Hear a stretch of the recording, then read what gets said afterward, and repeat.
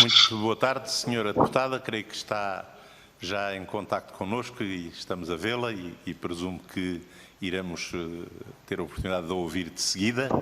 Eu queria saudá-la, desejar-lhe as boas-vindas a esta nossa comissão, agradecer a sua disponibilidade, recordar-lhe que esta sua audição insere-se num conjunto de iniciativas que visam aproximar os deputados nacionais da Comissão dos Assuntos Europeus com os deputados europeus e assim aprofundar a relação entre o Parlamento Europeu e o Parlamento Nacional. O tema é livre. Iremos procurar um pouco conhecer a sua atividade no Parlamento e a sua perspectiva sobre a agenda atual da União Europeia. Para isso, teremos uma grelha de tempos, segundo a qual a senhora deputada disporá de 10 minutos para uma intervenção inicial e, de seguida, cada grupo parlamentar disporá de 5 minutos para a questionar, a que a senhora deputada terá direito a responder por igual período de tempo.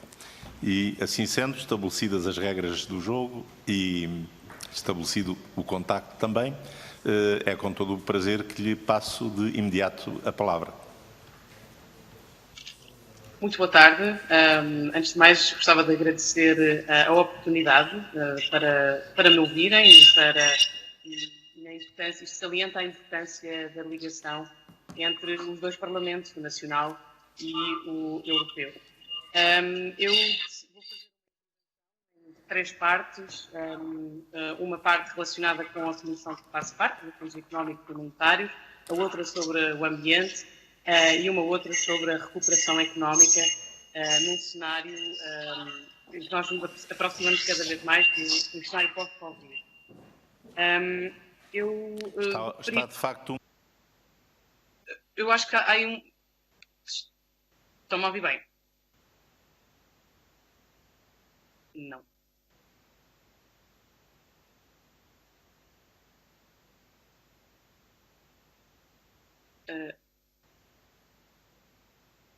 Senhora deputada. Eu estou com alguma dificuldade, não ouvi o que é que me foi dito. Estamos a ouvi-la muito bem e estamos a solicitar-lhe que inicie a sua intervenção, por favor. Ok. Pronto, estava a dizer que vou fazer a intervenção então em 3 partes, uma relacionada com a Comissão ECON, Assuntos Económicos e Monetários, outra sobre ambiente e uma palavra sobre a recuperação económica no pós-Covid. Eu sou deputada permanente na Comissão dos Assuntos Económicos e Monetários, também estou presente na Comissão de Ambiente, sou membro da delegação para as relações com a China e da delegação para as relações com os Estados Unidos. Naquilo que têm sido os principais dossiês no domínio da Comissão de Assuntos Económicos e Monetários, há aqui alguns temas que me parecem de capital importância e o primeiro deles é o combate ao branqueamento de capitais. Parece-me importante salientar este assunto, uma vez que houve uma resolução aprovada em outubro de 2019, aqui no Parlamento Europeu, que alerta para as deficiências significativas na transposição das diretivas de combate ao branqueamento de capitais, e eu defendo que deve haver uma adoção de um regulamento nesta matéria que reúna as disposições dispersas nas várias diretivas para fazer valer diretamente nas ordens jurídicas de todos os Estados-membros. Relativamente à instituição do Sistema Europeu de Seguros de Depósitos, que é também um assunto importante nesta legislatura e nas anteriores, o Parlamento Europeu tem sido firme na defesa deste terceiro pilar da União Bancária e o Conselho, infelizmente, tem atrasado as negociações e a tomada de decisão nesta matéria.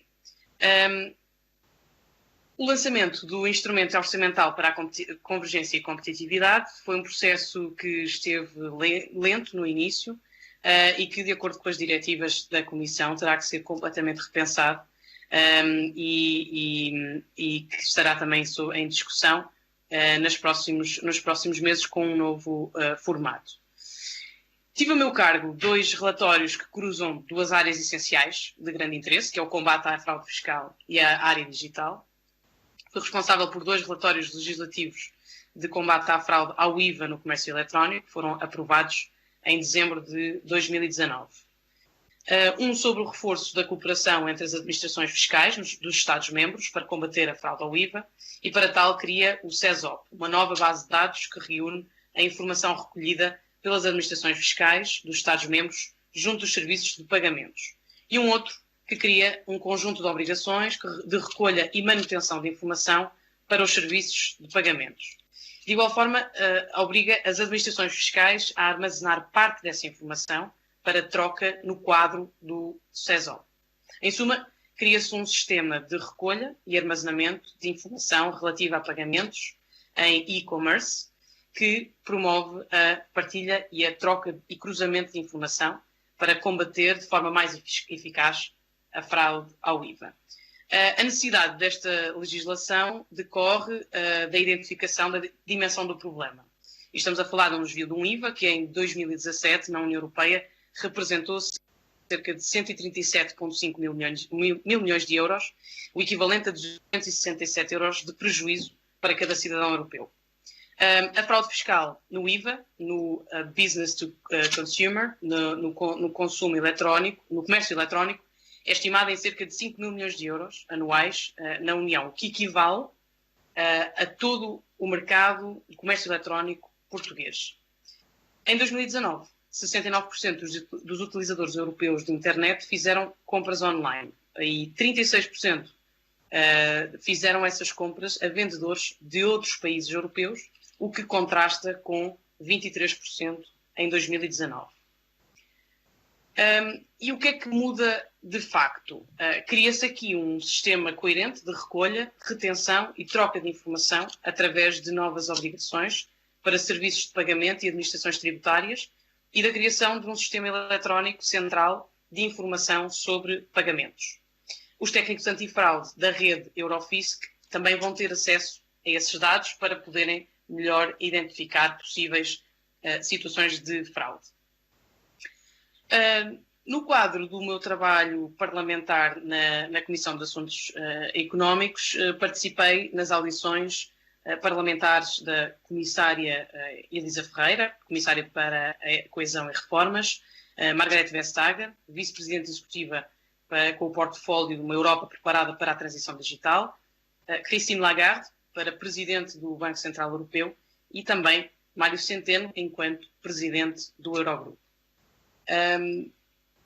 Participei também, ou tive a oportunidade de participar em reuniões, em missões internacionais, na reunião do Fundo Monetário Internacional e do Grupo do Banco Mundial, em Washington, em setembro de 2019, em que fui oradora num painel sobre reformas estruturais, e também uma missão ao Banco Central Europeu com a Presidente e diretores das principais estruturas do Banco Central Europeu e do Conselho de Supervisão, por exemplo.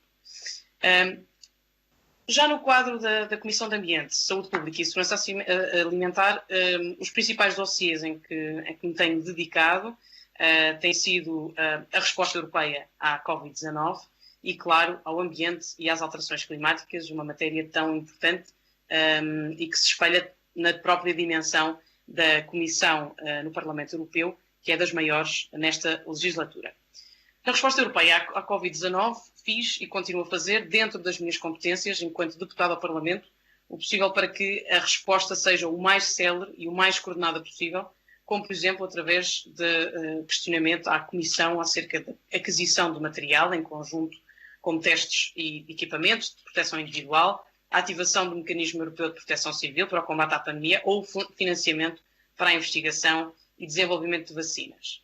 Não podemos esquecer que as questões de saúde são quase na totalidade da exclusiva responsabilidade dos Estados-membros.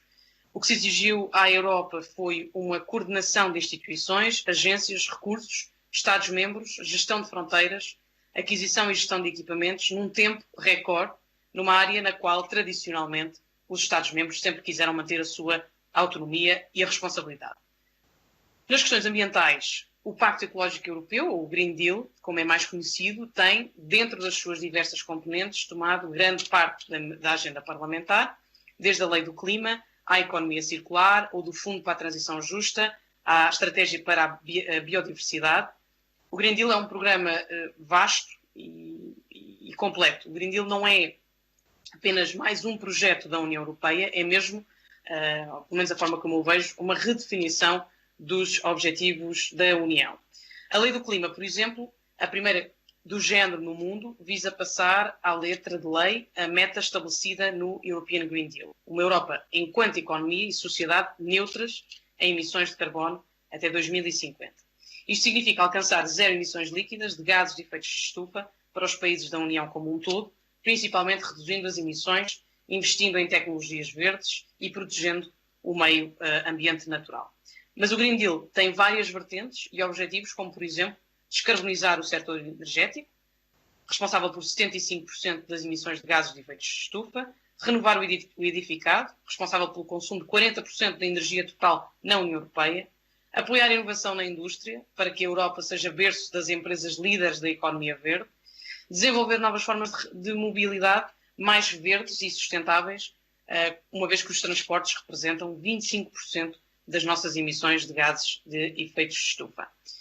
Estou nesta comissão responsável pelo relatório relativo à nova estratégia europeia de adaptação às alterações climáticas, e este é um relatório da maior importância para o nosso país, no qual mais de metade do território enfrenta risco de desertificação.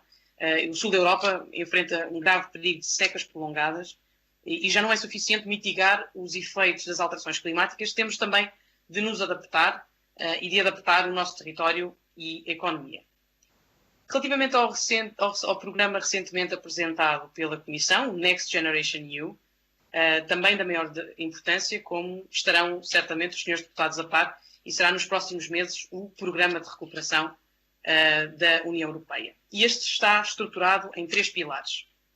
O apoio aos Estados-membros com investimentos e reformas, um novo mecanismo de recuperação e resiliência de 560 mil milhões de euros, que permitirá conceder apoio financeiro a investimentos e reformas, incluindo no que respeita às transições ecológica e digital e à resiliência das economias nacionais, interligando-as com as prioridades da União Europeia.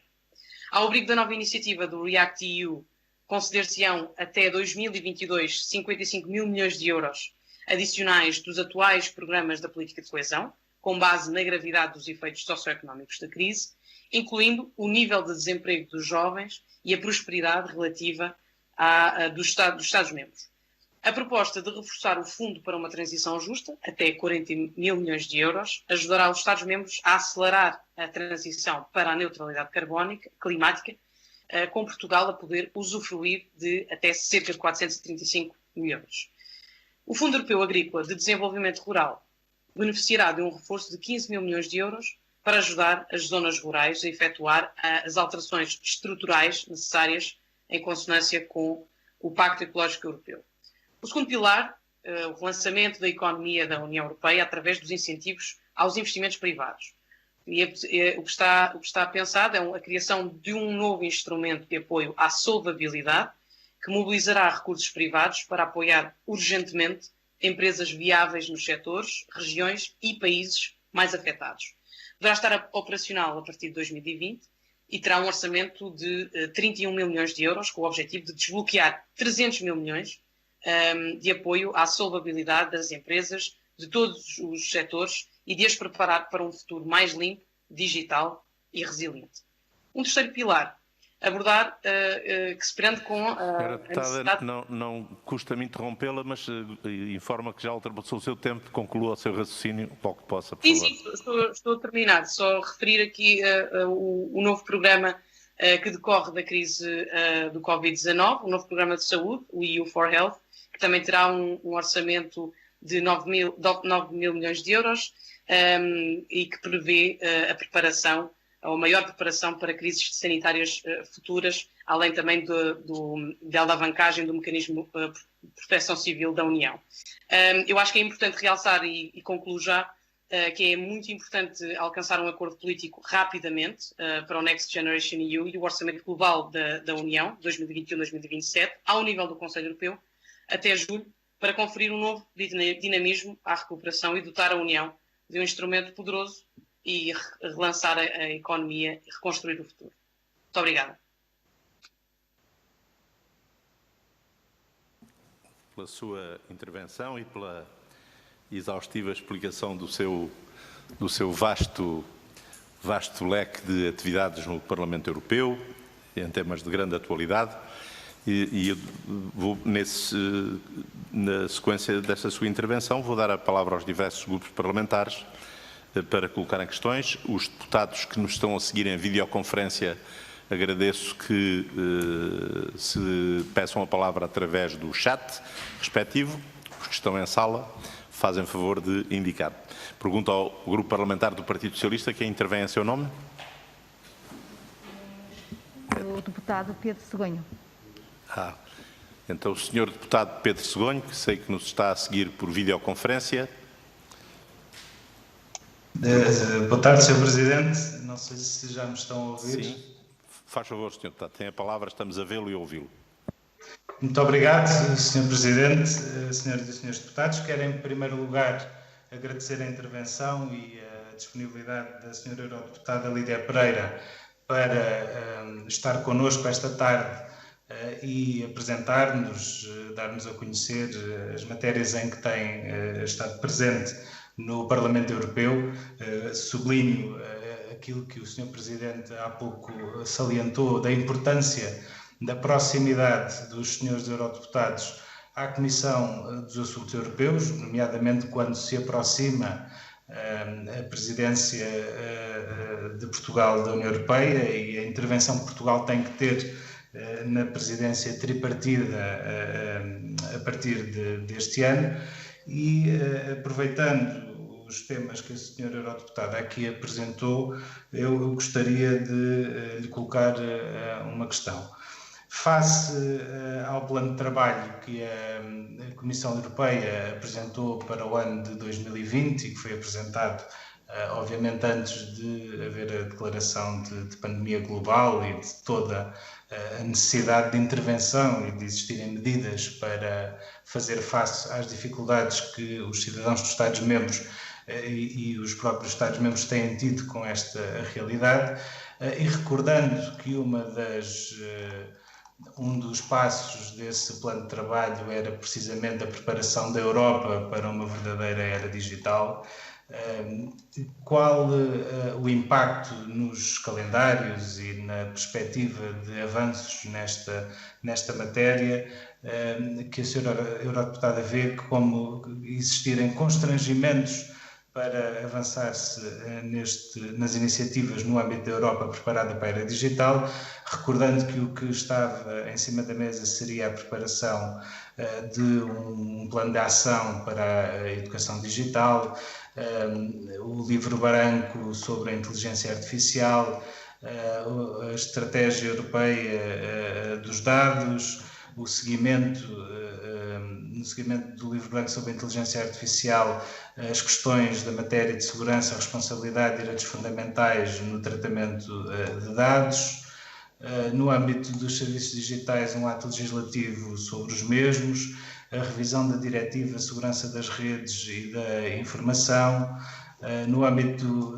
da digitalização para os consumidores, por exemplo, a questão de tornar universais dispositivos para diversos equipamentos de suporte e de acesso às redes, a revisão do regulamento de itinerância, uma nova estratégia industrial para a Europa, também virada para o plano da Europa digital e, portanto, todas estas iniciativas que estavam previstas no plano de trabalho da Comissão e que o Parlamento Europeu acompanharia, de que forma é que as medidas extraordinárias que vão ser tomadas e que estão a ser tomadas no âmbito de mitigação dos efeitos da pandemia, bem como o atraso na aprovação do quadro financeiro plurianual e o facto da não existência ainda deste instrumento financeiro, de que forma é que toda esta imprevisibilidade que foi inserida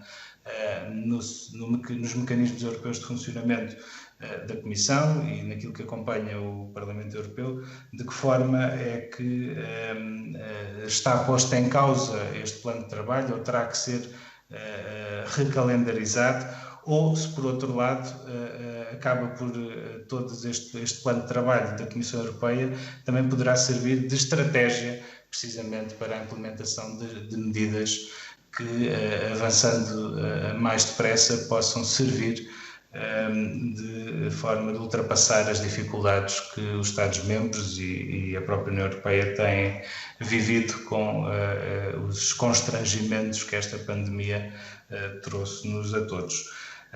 E deixava então estas questões, agradecendo a disponibilidade da Sra. Eurodeputada para estar com a Comissão de Assuntos Europeus nestes temas tão importantes como sendo a agenda da União Europeia. Muito obrigado, Sr. Presidente.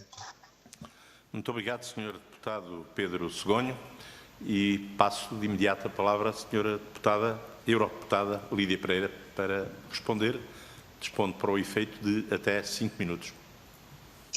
Muito obrigada, Sr. Presidente. Eu gostava de salientar que antes da pandemia nós tivemos 126 iniciativas legislativas em curso, das quais 56 relacionadas com o quadro financeiro plurianual. Depois da pandemia e do anúncio de revisão profunda da proposta do quadro do orçamento da União, o cenário tornou-se e torna-se mais complexo. E, portanto, as iniciativas tendem a manter-se, mas com as necessárias revisões. Especificamente à tecnologia digital, à pergunta que me endereçou sobre a transição digital, eu penso que é importante sublinhar que não deixa de ser uma prioridade. A estratégia digital da União pretende fazer com que a transformação digital traga benefícios tanto para as pessoas como para as empresas e contribua simultaneamente para que a União Europeia possa alcançar o seu objetivo de uma Europa com um impacto neutro no clima até 2050. E, portanto, é facto que a pandemia trouxe aqui alguns desafios de resposta imediata, mas este objetivo mantém-se. E, portanto, as estratégias da União em matéria de inteligência artificial e de dados visam incentivar as empresas a utilizar novas tecnologias e desenvolvê-las, fazendo simultaneamente com que obtenham a confiança dos cidadãos. No que diz respeito à proteção de dados, a reformulação é necessário reformular a legislação em matéria de proteção de dados para que as pessoas passem a poder controlar os seus próprios dados pessoais para também poderem ajudar as empresas. E é também importante assegurar que os países que não pertencem à União também protegem os dados de pessoas, dos cidadãos europeus, e, portanto, daí o regulamento sobre a proteção de dados também já prevê essa qualidade. Naquilo que diz respeito à melhoria de acesso dos consumidores e das empresas aos bens em linha, é importante ajudar a criar um quadro que ajude a transformar o mundo digital da União num mercado mais homogéneo e sem descontinuidades para quem compra e para quem vende.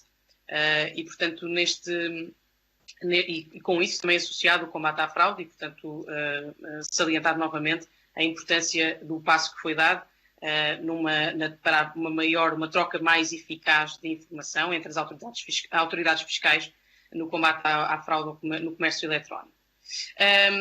E eu penso que nós estamos numa situação onde vivemos circunstâncias em que cada vez mais a economia digital tem um papel fundamental como motor de crescimento. A economia, a indústria, o emprego na Europa têm de tirar pleno partido da digitalização, que é um chapéu bastante alargado e que tem os domínios na agricultura, na ciência, na indústria. Eu creio que é fundamental garantir que a União Europeia se torna um modelo e líder de uma sociedade assente nos dados, mas que também assente na privacidade, na garantia de privacidade dos cidadãos. E, portanto, eu penso que é de facto necessário fazer num futuro muito próximo, fazer a avaliação daquilo que serão as prioridades da União Europeia e certamente que essa matéria estará em discussão no Conselho Europeu, e eu creio que a estratégia da União Europeia passa, de facto, por uma maior digitalização da economia, pela pela garantia da privacidade dos dados dos cidadãos, por uma eventual reindustrialização assente nas oportunidades que a digitalização traz, e que merece toda a atenção e que podem ser também um motor para a economia europeia. Obrigada. Muito obrigado, Sra. Eurodeputada, pelas respostas que acaba de dar, e vou passar de seguida ao Grupo Parlamentar do PSD, dando a palavra ao Sr. Deputado António Lima Costa. Obrigado. A palavra é sua. Sr. Presidente, as senhoras e senhores deputados, e em especial a Sra. Eurodeputada Lídia Pereira. Agradeço muito as informações que nos traz. E as questões que queria colocar estão alinhadas com as áreas que acompanha mais de perto no Parlamento Europeu, a área dos assuntos económicos e a área do ambiente, saúde pública e segurança alimentar. Relativamente à primeira área, como já se disse, é para todos evidente que a resposta da União Europeia à crise, para ser eficaz, tem de ser uma resposta em grande escala, por um lado, e tem de ser uma resposta rápida, por outro lado. Em grande escala já se viu o que é, a ação do BCE, do Eurogrupo, a proposta da Comissão Europeia do Plano de Recuperação da Europa, representam na sua totalidade quase 5% do PIB europeu, que é de facto um valor muito substancial. Já no que se refere à rapidez da resposta, isso é o que ainda vamos ver. Para Portugal, cujo investimento público depende em mais de 80% dos fundos europeus, se a resposta europeia à crise, a resposta efetiva no terreno, for muito protelada, isso pode ser, de facto, dramático. E, nesse sentido, o próximo Conselho Europeu tem de emitir um sinal claro sobre a rapidez da resposta, caso contrário, pode perder-se a confiança que, entretanto, se conquistou no último mês. Sobre o aspecto da rapidez da resposta, a senhora deputada já aflorou essa questão, mas pedia-lhe que a aprofundasse, por exemplo, no que toca à atitude das diversas famílias políticas no Parlamento Europeu e a sua ligação com os respectivos governos, que têm uma atitude mais crítica, diríamos assim, relativamente à proposta da Comissão Europeia. Gostava também que nos desse a sua perspectiva sobre o tema dos recursos próprios da União Europeia, que incluem uma parte do IVA, não muito significativa, mas incluem de facto, e a este respeito queria aproveitar a oportunidade para felicitar pela qualidade do trabalho que realizou neste domínio, no âmbito dos relatórios sobre a fuga ao fisco, designadamente nas compras online, trabalho, aliás, que é reconhecido unanimemente no Parlamento Europeu como sendo muito positivo. Relativamente à segunda área, uma área muito vasta, que vai do ambiente à segurança alimentar, eu gostava de particularizar a minha questão na questão da segurança alimentar, que nas circunstâncias atuais assume uma importância fundamental para a Europa. De facto, em consequência da crise pandémica, surge, a par do desafio da dupla transição energética e digital, o novo desafio da resiliência e de reforço da capacidade de gestão de crises, sejam elas decorrentes de catástrofes naturais, acidentes ambientais, cibercrime ou pandemias, como é o caso naturalmente.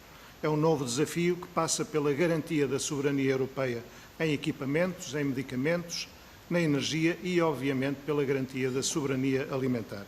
E quando falamos de soberania alimentar, a nível europeu, e sublinho a nível europeu, falamos de soberania das cadeias de produção e das cadeias de abastecimento e também na sua dupla acessão de food safety, segurança alimentar, e de food security, soberania alimentar propriamente dita. E é aqui que nós, neste domínio, entendemos que as propostas da Comissão Europeia são claramente insuficientes para que Portugal possa ajudar a vencer o desafio da resiliência no que à agricultura e alimentação diz respeito. Ao contrário do Governo, que diz que está tudo bem, dando a entender que desde que ganhe no bolo total não se importa de perder na agricultura, no desenvolvimento rural e no mundo rural em geral. E porquê é que digo isto? Antes da pandemia, o Governo dizia que a proposta de quadro financeiro plurianual era péssima para Portugal, porque cortava brutalmente nas verbas do desenvolvimento rural. Já nem falo na política de coesão. Agora, depois da pandemia, a mesma proposta de quadro financeiro plurianual passou a ser boa só porque é dito que aqueles cortes são compensados pelo Plano de Recuperação da Europa. Mas isso não é verdade. O reforço do FEADER, o Fundo para a Agricultura e Desenvolvimento Rural, que aliás a senhora eurodeputada há pouco referia, previsto no Plano de Recuperação, esse reforço não chega nem molha para uma transição justa, fala-se da transição justa em termos energéticos, tem de se falar também na transição justa no setor agrícola, não chega nem molha para uma transição justa que os agricultores estarão obrigados para se cumprirem as metas do Pacto Ecológico Europeu e das suas duas peças fundamentais neste domínio, que são a estratégia do prado ao prato e a estratégia da biodiversidade. Não estão em causa, claro, os objetivos, o que colocamos em causa é a insuficiência dos instrumentos para se atingirem esses objetivos. E, portanto, Portugal, ou melhor, os agricultores portugueses, perdem em 2 tabuleiros. Vêem reduzida de uma forma brutal as suas verbas para o desenvolvimento rural no quadro financeiro plurianual e, por outro lado, perdem nas verbas previstas no plano de recuperação, porque elas são claramente insuficientes para as novas obrigações que passarão a ter e que decorrem do Pacto Ecológico Europeu. E pedi à Sra. Eurodeputada que nos desse a sua perspectiva também sobre esta questão, particularmente no que se refere à soberania alimentar. Muito obrigado, Sr. Presidente. Muito obrigado, Sr. Deputado. Apesar da Sra. Eurodeputada não ser membro do Governo para responder às questões que acabam de ser formuladas, mas terá de certo uma opinião sobre elas. Ok. Muito obrigada, Sr. Presidente. Muito obrigada, Sr. Deputado, pela pergunta. Eu penso que aquilo que nós queremos que está em cima da mesa é um bom pacote de negociação, de início de negociação para o orçamento da União Europeia, para o quadro financeiro plurianual, o que não significa que haja algumas áreas que careçam de especial atenção, de alguns Estados-membros, em particular de Portugal, que poderão não ser tão favoráveis.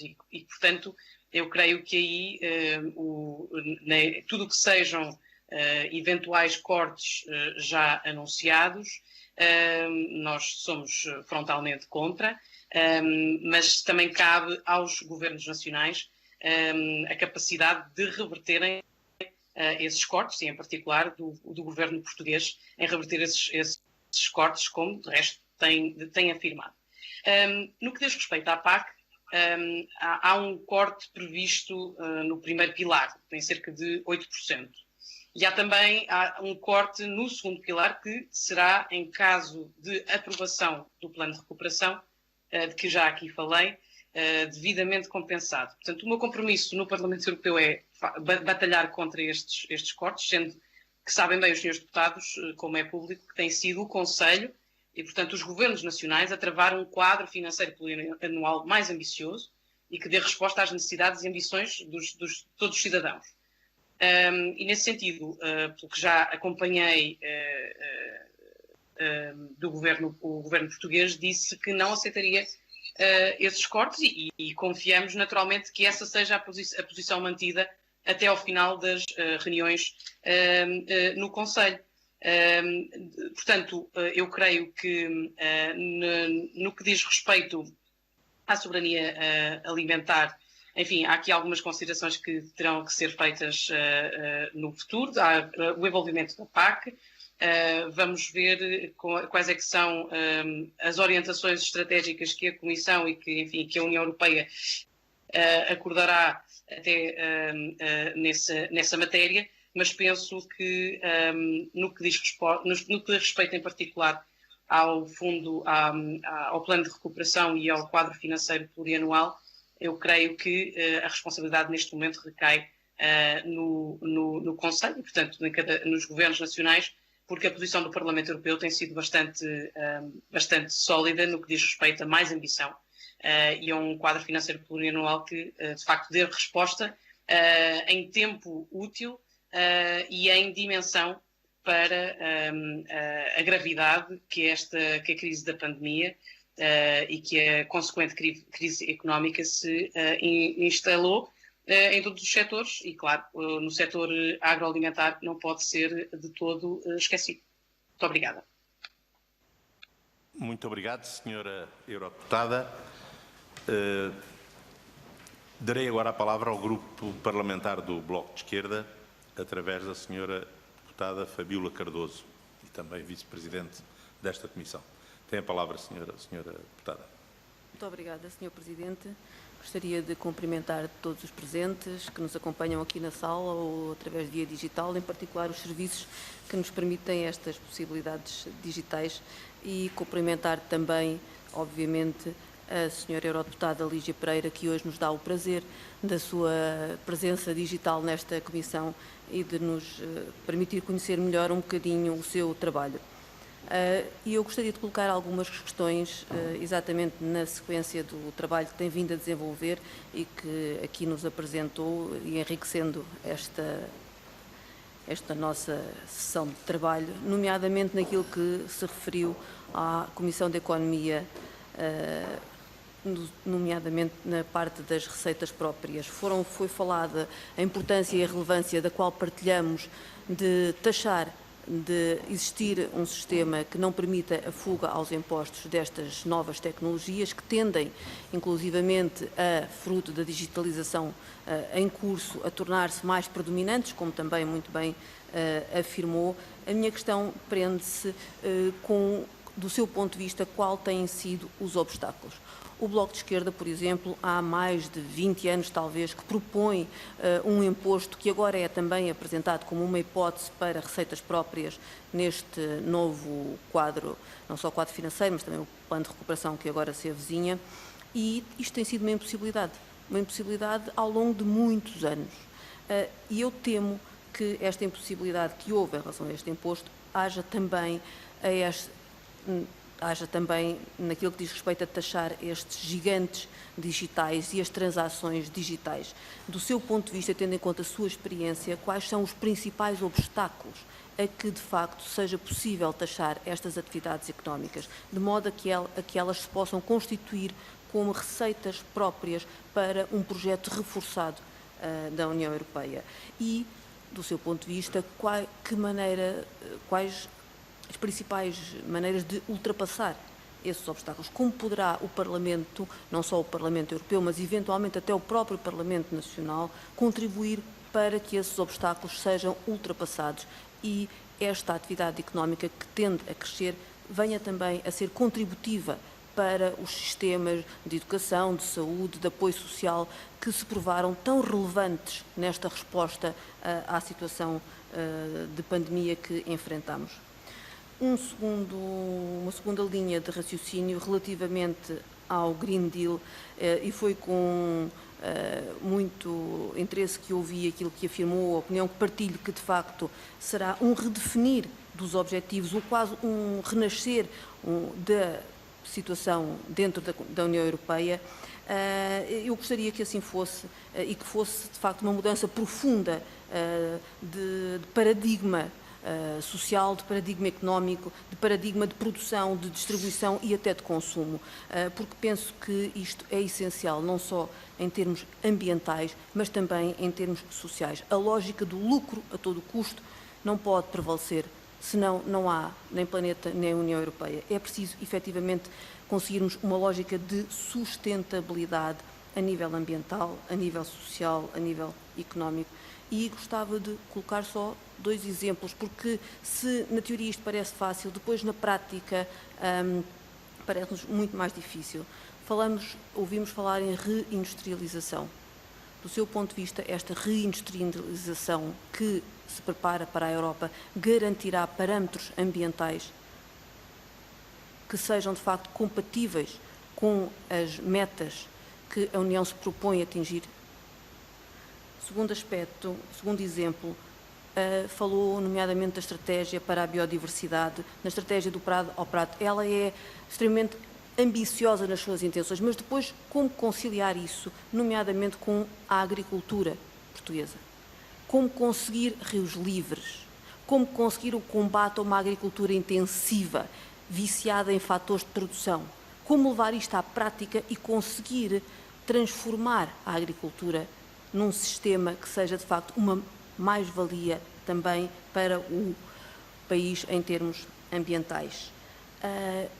E penso que isto terá que ser feito não só pelos governos, pelas empresas, mas também com uma forte presença dos cidadãos. E terminava perguntando, do seu ponto de vista, qual o papel dos cidadãos, em particular dos jovens, nesta nova etapa da União Europeia, em que se não houver a coesão suficiente, pode ser a própria estrutura europeia que é posta em causa.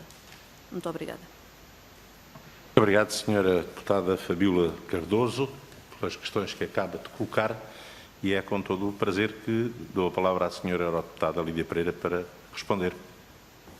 Muito obrigada, Sr. Presidente. Agradeço também as perguntas à senhora deputada.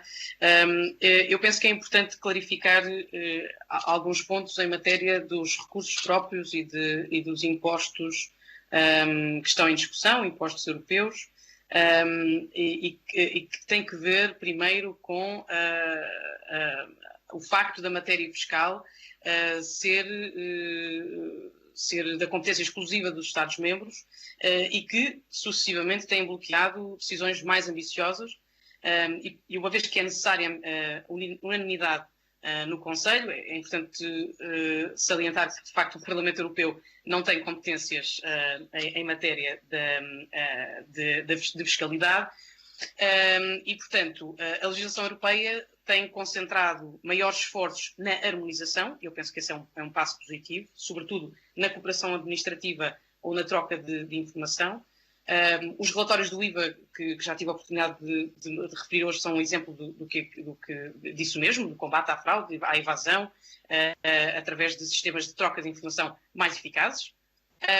No que toca em particular à reforma dos recursos próprios, é uma questão diferente, enfrenta o mesmo problema, que é o aumento do limite de recursos próprios. É uma decisão que terá de ser tomada por unanimidade e é uma condição essencial para o plano de retoma. Além disso, e é aqui que é relevante em particular para o Parlamento, para a Assembleia da República, é que os Parlamentos Nacionais terão que se pronunciar e basta que um se pronuncie e esteja contra para bloquear o processo de tomada de decisão, que tem de ser rápido face às circunstâncias em que vivemos. Portanto, eu creio que todos nós concordamos que, de facto, os regimes fiscais necessitam de ser adaptados ao século XXI, à economia digital, e, portanto, eu creio que a União Europeia está a dar passos significativos nessa direção.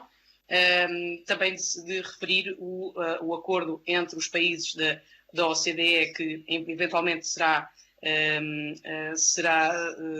discutido ainda no final deste ano, e que, na eventualidade de falhar, a União Europeia terá uma posição, espera-se que una, relativamente a esse assunto.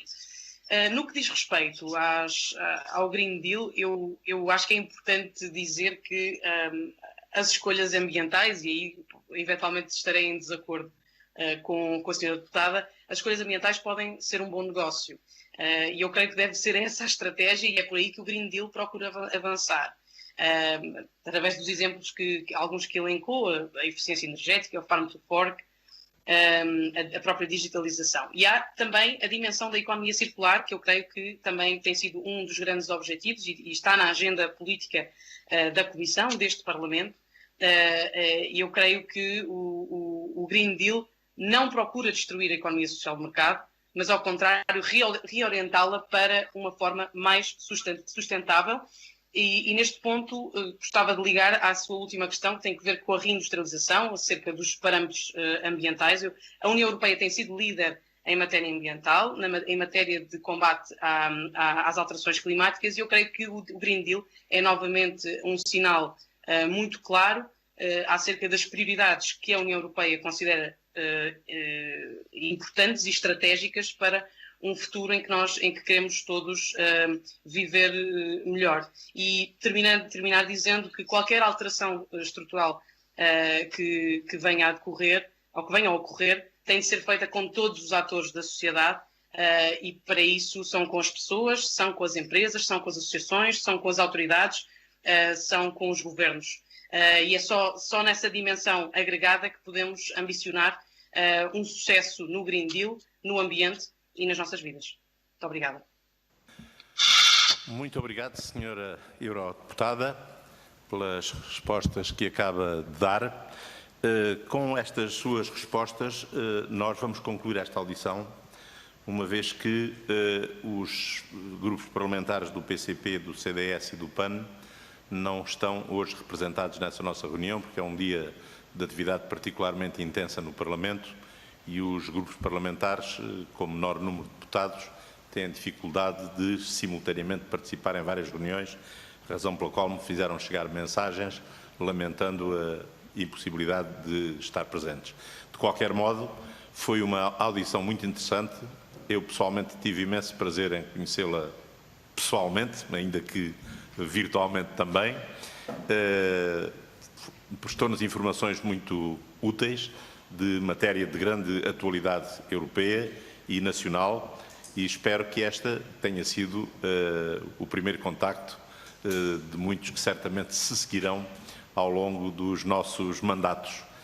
Agradeço-lhe por isso, Senhora Eurodeputada, a sua disponibilidade e reitero-lhe a disponibilidade também desta Comissão para colaborarmos tão estreitamente quanto possível em matérias que são do interesse comum, seja no plano nacional, seja no plano europeu.